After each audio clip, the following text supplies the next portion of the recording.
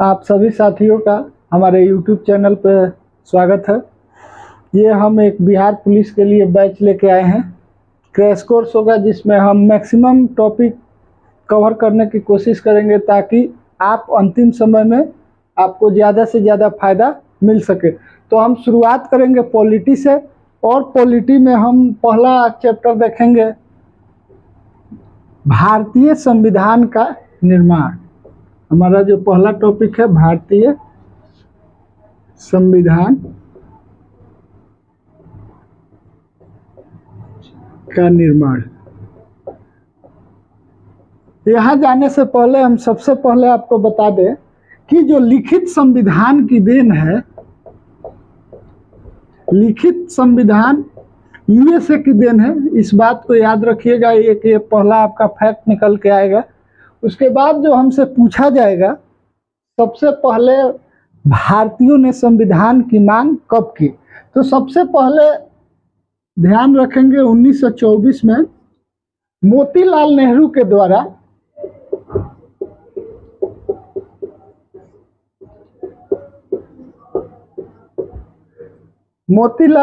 द्वारा संविधान सभा का मांग किया गया। ये इनका व्यक्तिगत राय था कि भारत में संविधान सभा का गठन हो, लेकिन जब 1935 आता है तो इसमें कांग्रेस औपचारिक रूप से संविधान सभा के गठन की मांग करती है। और इसके बाद हम आगे क्रम देखते जाएंगे। तो फिर आता है 1942 में क्रिप्स मिशन प्रस्ताव, जिसमें इस प्रस्ताव में पूर्ण रूप से संविधान सभा की मांग को खारिज कर दिया जाता है। फिर आता है 1942 के बाद 1946 में आता है हमारा कैबिनेट मिशन, और इसी कैबिनेट मिशन में संविधान सभा के गठन की बात की गई थी। कैबिनेट मिशन योजना ये मार्च 1946 में भारत आता है, जिसके अध्यक्ष होते हैं पैट्रिक लॉरेंस और दो अन्य सदस्य होते हैं स्टैफोर्ड क्रिप्स और अलेक्जेंडर।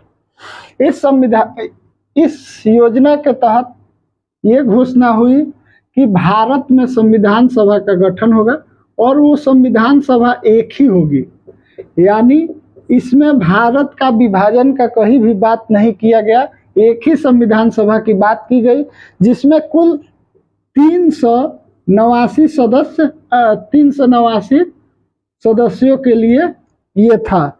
और इसके तहत 389 सदस्यों में से वर्गीकरण किया गया था। 296 सदस्य आपके ये ब्रिटिश प्रांत से आने वाले थे, 93 सदस्य ये देसी रियासत से, और आपके 4 सदस्य उस समय के कमिश्नरी प्रांत से। इसी तरह से संविधान सभा का गठन किया गया। नवंबर 1946 में संविधान सभा के गठन होने के बाद संविधान सभा की पहली बैठक 9 दिसंबर 1946 को बुलाई गई। 9 दिसंबर 1946 को बुलाई गई, और फ्रांस के आधार पर, फ्रांस में जब विधानसभा का गठन होता था तो पहली विधानसभा की अध्यक्षता जो होती थी वो वरिष्ठतम सदस्य किया करते थे। इसी तरह इसमें जो आपका इसके अध्यक्ष बनाए गए डॉक्टर सच्चिदानंद सिन्हा, जो उस समय सबसे वरिष्ठ सदस्य थे, और ये अस्थाई अध्यक्ष चुने गए। अस्थाई अध्यक्ष इनको बनाया गया। इसके 2 दिनों के बाद 11 दिसंबर 1946 इस दिन संविधान सभा की फिर बैठक हुई, और इसमें डॉक्टर राजेंद्र प्रसाद को संविधान सभा का अस्थायी रूप से अध्यक्ष चुन लिया गया और एच.सी.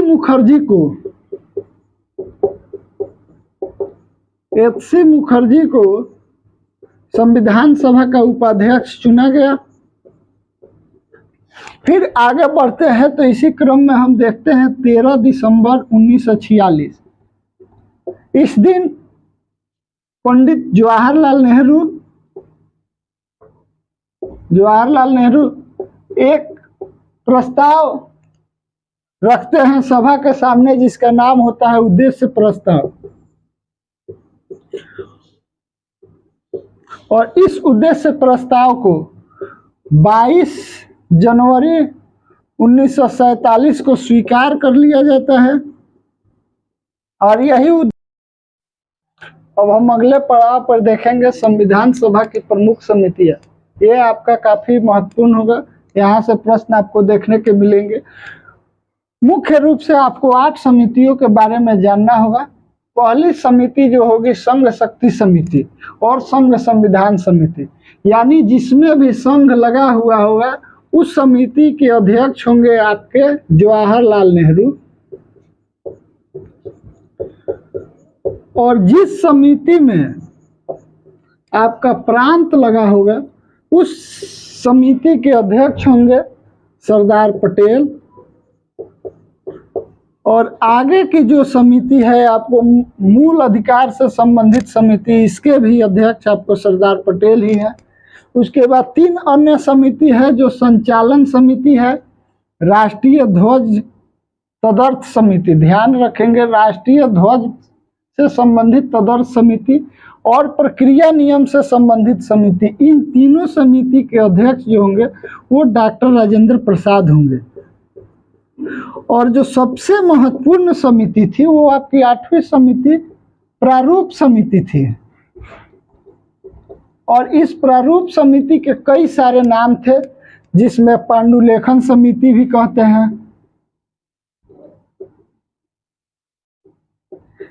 इसी को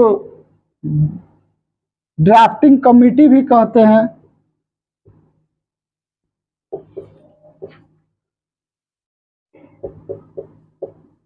और इस समिति के जो अध्यक्ष होंगे वो होंगे आपके डॉक्टर भीमराव अंबेडकर के बारे में एक बात और याद रखेंगे कि पहले ये संविधान सभा में इनका चयन बंगाल से हुआ था, तब ये मुस्लिम लीग से थे। और आपका विभाजन के पश्चात ये बंगाल आपका बांग्लादेश में चला गया, उस समय का पूर्वी पाकिस्तान में। तो इनको पुनः जब चुना गया तो ये जब भारतीय संविधान सभा में जब ये आए तो ये दोबारा बॉम्बे से चुन के आए। तो याद रखेंगे प्रारंभ में ये बंगाल से थे लेकिन उसके बाद बॉम्बे से थे। आपको प्रारूप समिति के बारे में अभी कुछ और बातें याद रखनी होगी। प्रारूप समिति का जो गठन होता है, प्रारूप समिति का गठन 29 अगस्त 1947 को किया जाता है और इसके अध्यक्ष डॉक्टर भीमराव अंबेडकर को बनाया जाता है।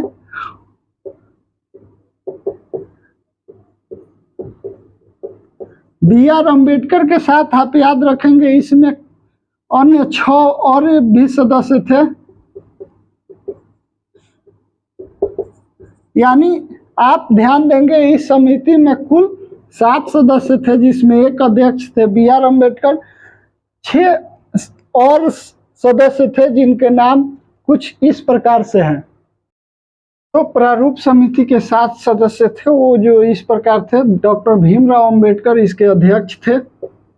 और जो अन्य सदस्य थे उसमें थे डॉक्टर गोपाला स्वामी अयंगर, अल्लादी कृष्णा स्वामी अय्यर। उसके बाद अगले सदस्य थे के.एम. मुंशी, इनका पूरा नाम था कृष्ण मानिक राव मुंशी। अगले सदस्य थे सैयद मोहम्मद सादुल्ला। उसके बाद थे एन माधव राव और टीटी कृष्णमाचारी। एन माधव राव जो थे वो आपके बीएल मित्तल की जगह लिए थे। बीएल मित्तल जो खराब स्वास्थ्य के चलते इन्होंने इस्तीफा दे दिया, उनके जगह पे आपके एन माधव राव आए। और टीटी कृष्णमाचारी जो थे वो डीपी खेतान की जगह है। डीपी खेतान की इनकी मृत्यु हो गई थी 1948 में। मृत्यु इसलिए उनके जगह पर आप एक ट्रिक याद रखेंगे इसमें, पहले तो आपके भीमराव अंबेडकर अध्यक्ष हो जाएंगे, उसके बाद जो 6 सदस्य हैं उसमें आपको भगवान का नाम देखने को मिलेगा। 5 में आपके गोपाला स्वामी अयंकर, कृष्णा स्वामी, कृष्णचंद मानिक राव, उसके बाद माधव राव और कृष्णमाचारी। इसमें आपको कृष्ण भगवान के नाम मिलेंगे। और एक जो नाम मिल जाएगा उसमें आपको मोहम्मद साहब का नाम मिलेगा, मोहम्मद सादुल्ला। इससे आप इस चीज को याद रख सकते हैं। अब हम देखेंगे संविधान सभा ने कौन कौन से महत्वपूर्ण काम किए। संविधान सभा तो संविधान लिखती ही थी, इसके अलावा कुछ महत्वपूर्ण कार्य भी करती थी, जिसमें सबसे महत्वपूर्ण काम आपका एक 22 जुलाई 1947 को क्या हुआ। इस दिन जो हमारा अभी का झंडा है, इसी झंडा को अपनाया गया।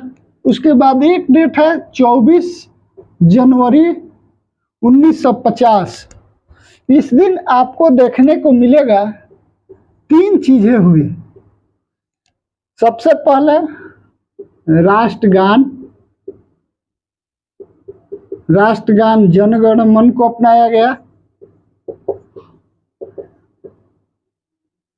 राष्ट्रीय गीत आपका वंदे मातरम।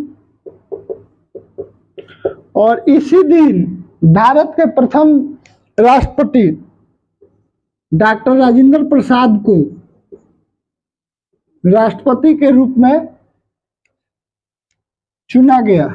इसी दिन राष्ट्रपति भी चुन लिए गए हमारे जो राजेंद्र बाबू थे। यानी 22 जुलाई 1947 को याद रखेंगे झंडा, और 24 जनवरी 1950 को राष्ट्रगान जन गण मन, जिसे किसने लिखा था, रविंद्रनाथ टैगोर। और जो हमारा वंदे मातरम, उसको बंकिम चंद्र चटर्जी ने।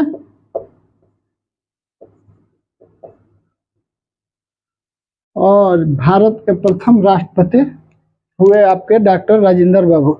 उसके बाद कुछ अन्य महत्वपूर्ण तथ्य भी देखेंगे, जैसे संविधान सभा में कुल कितनी महिला सदस्य थी। तो संविधान सभा में कुल 15 महिला सदस्य थी।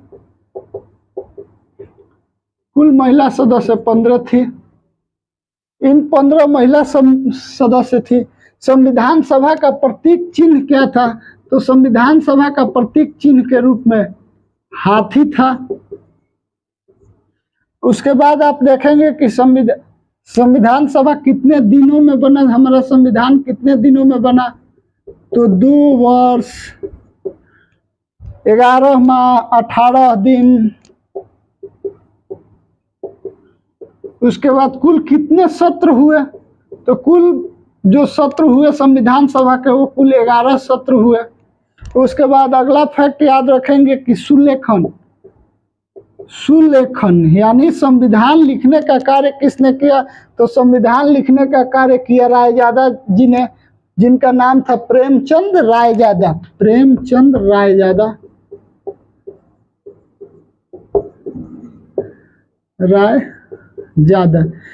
और कुल ये संविधान सभा से संबंधित कुछ अन्य महत्वपूर्ण तथ्य थे।